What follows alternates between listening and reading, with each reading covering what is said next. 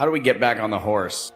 How do you get back into that? Because I think I've gotten so close a couple of times, even today, where, you know, you're right there, and then the mind starts going, and then now I'm back in my chair, and I'm thinking about my taxes, and so how do you get back? How do you get back into it? Because then it feels like, okay, we're in the middle of the meditation, and we've got another, 45 minutes or an hour to go, and I don't know how to.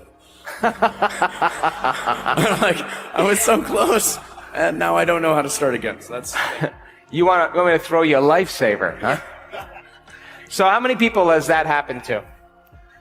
How many people have been just cruising along, and all of a sudden things kind of go the wrong way, and the next thing you know, you're hating the person sitting next to you, and you don't even know them. You're hating life, you want to quit, you hate me, all of that stuff. And look, how many times will you have to do that before you realize that you don't want to do it any longer? If you truly are astute and sincere as a student, the moment you start going there, the moment you start coming back and you fatigue or you can't reconnect again, I want you to know that you've come to the end of your emotional belief. You've come to the very end of your neurological network. And there's only one of two things to do. One is to return back and pick something mundane that's going to preoccupy your mind so you don't have to go any further into the unknown. Or the other is to just trust that you can go a little further. Now, if you trust that you can go a little further, then all of those thoughts are just thoughts in your head that you have to create coherence around. So if you stopped and you said, I am going to master this moment. Forget about going anywhere, doing anything, following instructions. I'm just going to work with my body to get it back into the present moment and continue to unfold back into possibility. Here's my question. If you turned that battleship around even slightly by executing a will that's greater than that program, and you are in hot pursuit of your own freedom, and your brain and your personality is beating you up. I've had those moments. And you know what? It's David and Goliath. It has always seemed bigger than me because I've given it so much of my attention and so much of my energy. It is bigger than me. But when I no longer pay attention to it, just like not giving my power to it, now I can settle myself back into the present moment, and it's just a thought. And I examine that thought, I look at it, and I become very familiar and conscious of it. And then my brain will say, well, what about this? You did this wrong, it's too late, give up. And then I address that thought. Now here's my question. 45 minutes of doing battle with your personality and continuously choosing love and unfolding deeper into it. If you make the effort to disinvest your attention and energy out of Goliath and pull energy back to you, is it possible that the next meditation that you have could be the easiest meditation for you to connect? Is it possible? So then that had to come up for you in order for you to evolve through it. Yes or no? And your body's just saying, look, I'd rather be worrying about my taxes than connect to the divine. Yes or no? There's a book that was one of my favorite books I ever read. It's called The Red Lion. And The Red Lion is a great story of an initiate that murders a alchemist and drinks the Philosopher's Stone, drinks the Red Lion, the elixir of life that causes immortality. And he wasn't ready to drink this Philosopher's Stone. He wasn't of the right consciousness. And when he drank it, he never forgot any of his lifetimes. And he saw all his demons. And this book is this journey of this soul through different levels of every single lifetime you can imagine that you and I can relate to. And he runs into secret society, and he becomes initiated. And there's a chapter in the Red Lion called the Kilkyar. And I ask my children to read that chapter every year. Every year they have to read that chapter, because the initiate sits down in front of a statue, an inanimate statue, and his job is to animate that statue and bring it to life. Are you with me? And for years, he wakes up in the morning, makes his tea, has his breakfast, and then all day, he's putting his life force and his energy into animating this particular statue. And after years, he notices it swallows. And he notices it moving its finger. And the moment he starts to realize that he could take something inanimate and bring it to life, he gives it more of his attention and energy. Are you with me still? Until it is a walking, talking being. Now here's the problem. This walking, talking being is his altered ego. And he doesn't know it. And it is abusive, it is disrespectful, it is controlling, it is arrogant, it is mean-spirited. And every time he reacts to it, it takes a little bit of his energy. And over time, he loses all of his life force because he's got so much attention on this thing. And this creature is saying, come on, hate me. And he's provoking him because he knows that the more he reacts, the more he's giving his energy to him. And now he's on his last breath. And he has the realization, the very last minute, that it was him that brought it to life. And it was the extension of his altered ego. And he makes the decision from that moment on to no longer pay attention to it. And it now is trying everything to get a rise out of him. And he is aware of the initiation. And over time, he keeps his attention off it, and the thing starts to wither. And he takes all of his power back, and he uncreated the very thing that he created, and he no longer had an altered ego afterwards. You understand? Yes? You give it power, you give it attention, it gets bigger. If you just know that you got to move through those layers, and it is a journey, and you're doing it right now. You get on the horse because you make the decision that this is the moment.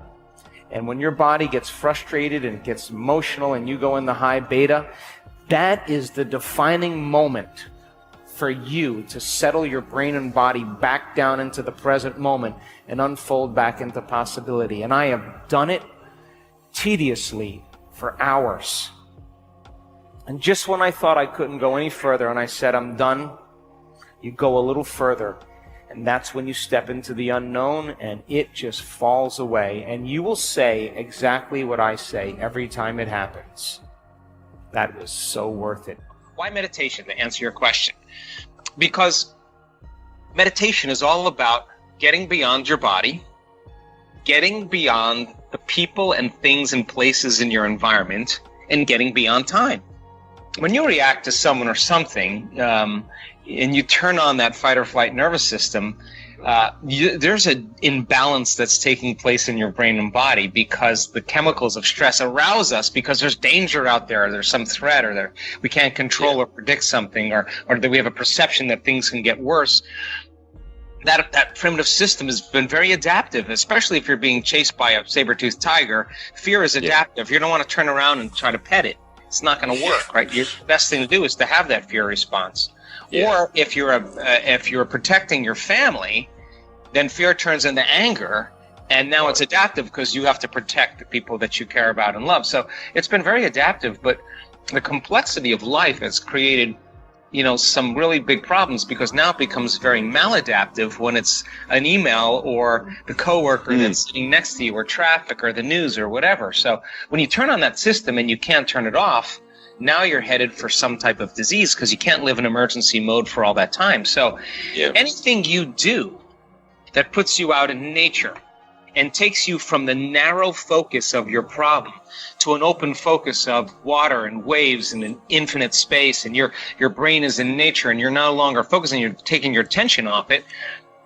By you taking your attention off it, you're no longer putting your energy on it.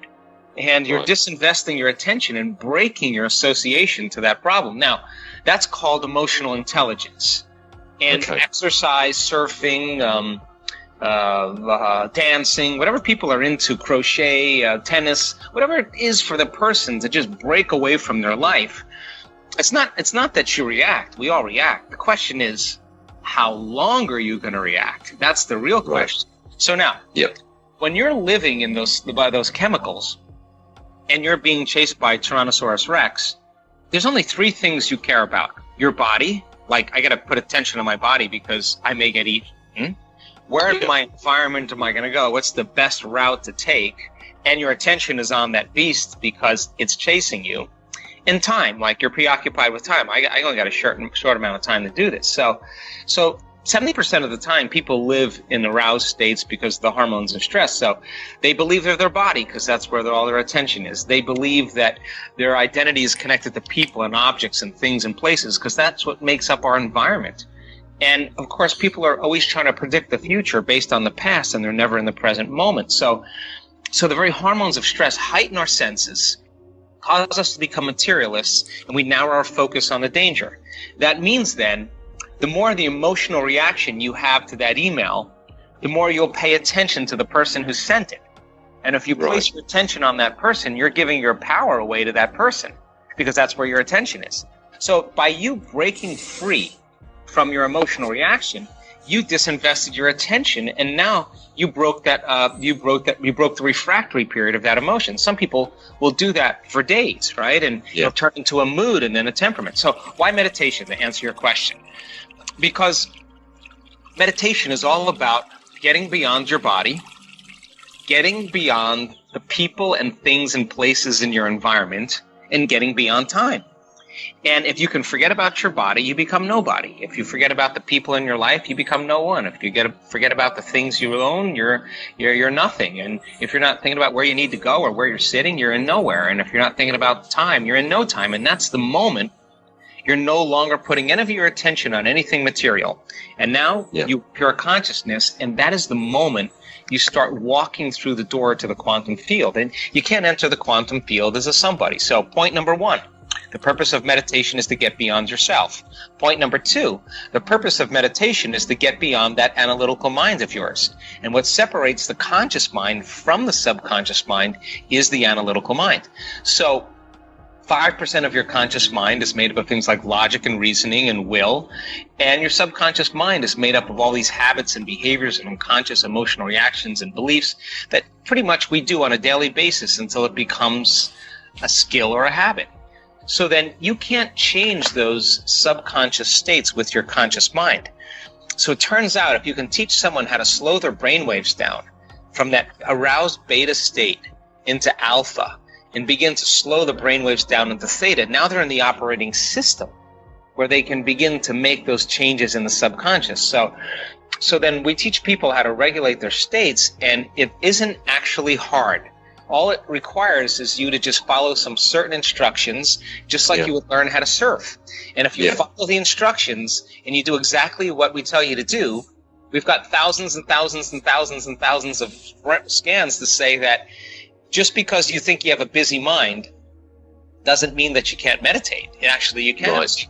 So then, as you practice this and you find that you're heading towards your email, or you're heading towards what you did yesterday, or you're thinking about what's going to happen tomorrow, and you become conscious and you back up and you stop and you return back to the present moment, you're carving a path neurologically between your conscious mind and your subconscious mind. And if you get good at it, you change your brain waves in 4 seconds or 5 seconds or 9 seconds like everybody else. We've measured it. So if I can do it, you can do it, because I have a pretty busy analytical mind. So that's number two.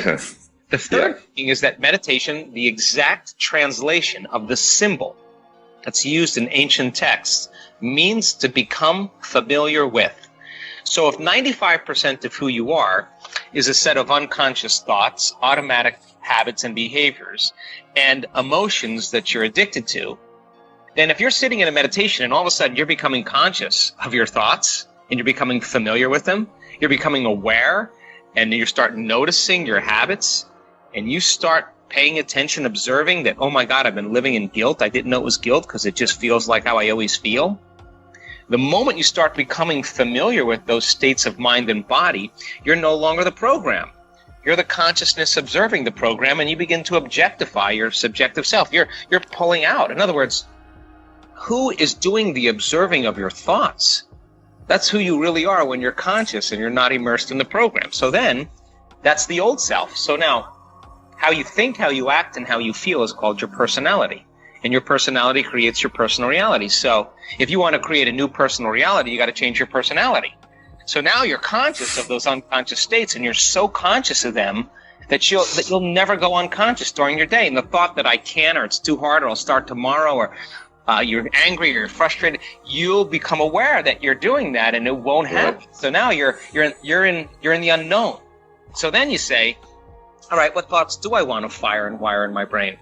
What thoughts do I want to put my attention behind? What behaviors do I want to demonstrate today? And the act of closing your eyes and rehearsing your behaviors, if you're truly in the present moment, your brain does not know the difference between what's happening in your outer world and what's happening in your inner world. The thought becomes the experience. Now, the moment that happens, you're installing the neurological hardware in your brain. And if you keep repeating it, the hardware will become a software program. And who knows? You may start acting like a happy person. Well, that's because you installed the circuits. Nothing magical there. You may start thinking in more unlimited ways. Well, why? Because you installed those circuits. And then here's the tough part. Can you teach your body emotionally what that future will feel like before it happens? That means you can't wait for your wealth to feel abundance. You can't wait for your healing to feel wholeness. You can't wait for your new relationship to feel love. That's the old model of reality, of waiting for something outside of us to take away the emptiness inside of us. But the quantum model of reality is actually doing the opposite. The moment you start feeling whole, your healing begins. The moment you're in love with yourself and in love with life, you create equals. The moment you start generating worthiness and abundance, your wealth starts to appear. Now you're causing an effect. So then if you keep doing that, firing and wiring and trading guilt for abundance or wholeness, it'll begin to become familiar to you, and it'll start getting easier and easier and easier, and that will become the new habit. Then all of a sudden you start having these synchronicities, these coincidences, these crazy things start appearing in your life out of nowhere because you're no longer the same person. Your personal reality is connected to a new personality, and when you see those feedback mechanisms, you start seeing those things happen. You start believing that you're more of a creator of your life, and now you do it with more passion and more conviction. I always say that energy is a moving freight train, and it's exactly the words I use because people have no idea. Imagine all the life force you have in your loins, or all the energy it takes to digest a meal, all the energy it takes to run from Tyrannosaurus Rex. Instead of it being consumed outward, it's moving back up into the brain. And so when it starts to move and it hits the brain, all that energy, all the guilt, all the pain, all the suffering, all the fear is turning into pure energy, and it's moving back into the brain. And so when that experience happens, experience enriches the brain. The end product of experience, B, is called an emotion. So then most people, they wake up in the morning and they start off their day thinking about their problems, and those problems are wired as memories in their brain, and those memories are connected to certain people and things at certain times and places. All of a sudden, the moment they do that, their brain is a record of the past or thinking in the past. Those memories create emotions, and those emotions then are feedback from past experiences. So the whole entire state of being of a person is in the past. And you say to the person, why are you feeling so bad? Well, I had this event that happened to me 25 years ago, or 10 years ago, or last week, or 6 months ago. And what that means is they haven't been able to change since that event. So now you have an inner event that's more powerful than the past betrayal or trauma, the past shock. And the energy from that event is capturing all your brain's attention. But it's not coming from your outer world. It's coming from your inner world. And the moment you start feeling that elevated emotion, you're paying attention to the pictures in your mind, and you're creating a new long-term memory. And we could say that from a biological standpoint, you're rewiring your brain and sending a new emotional signature to your body, and your past is literally washed away. Now, we don't perceive things the way they are. We perceive things the way we are. So the moment your brain gets upscale neurologically and you start feeling differently, your spectrum of reality is going to change, because you're no longer viewing your future through the lens of the past. And the side effect of that is psychological healing.